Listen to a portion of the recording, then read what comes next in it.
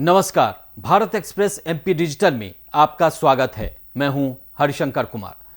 मध्य प्रदेश विधानसभा चुनाव के लिए वोटिंग हो गई है। अब रिजल्ट का सभी को इंतजार है।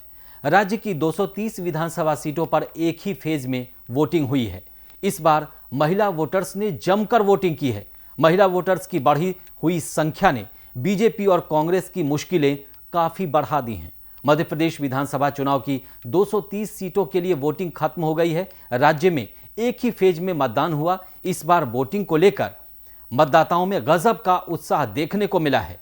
राज्य में शाम 5 बजे तक 71% से ज्यादा वोटिंग हुई थी। उसके बाद कुल मिलाकर 4% और इसमें ऐड कर दीजिए, लेकिन ये कुल मिलाकर के दोनों पार्टियों के लिए परेशानी का सबब बनी हुई है। बात अगर साल 2003 से 2018 तक के चुनाव के आंकड़ों पर गौर करें तो केवल एक ही बार राज्य में सत्ता परिवर्तन हुआ है। जिस बार सत्ता परिवर्तन हुआ उस बार राज्य में 75% से ज्यादा वोटिंग हुई थी।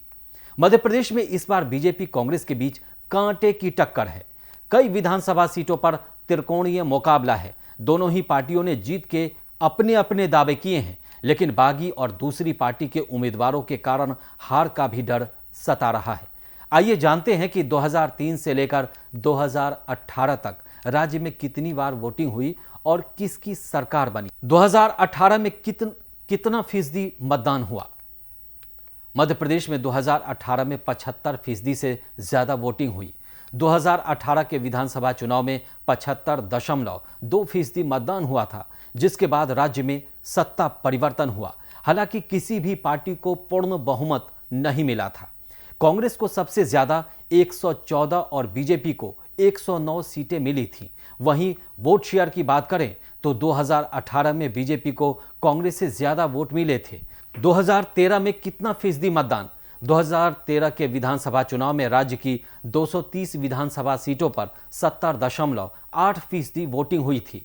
इस चुनाव में बीजेपी को 165 और कांग्रेस को मात्र 57 सीटों पर ही संतोष करना पड़ा था।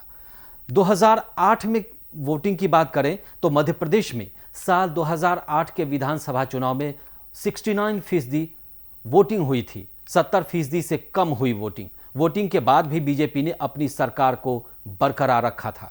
बीजेपी को 143 और कांग्रेस को सिर्फ 71 सीटों पर संतोष करना पड़ा था। 2003 में मध्य प्रदेश में कांग्रेस की सरकार थी। बीजेपी ने उमा भारती के नेतृत्व में चुनाव लड़ा था। 2003 में राज्य में 67% वोटिंग हुई थी। तब बीजेपी को 173 और कांग्रेस को मात्र 38 सीटों पर जीत मिली थी।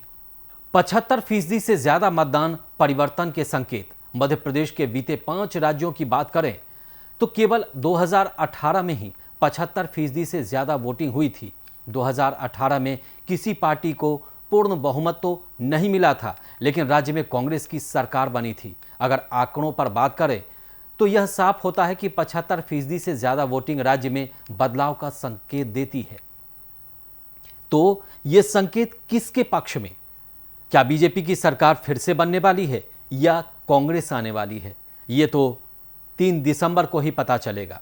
आपको हमारा ये वीडियो अच्छा लगा हो तो इसे लाइक कीजिए, चैनल को सब्सक्राइब करिए। देश और दुनिया की ताज़ा तरीन खबरों के लिए देखते रहिए भारत एक्सप्रेस डिजिटल।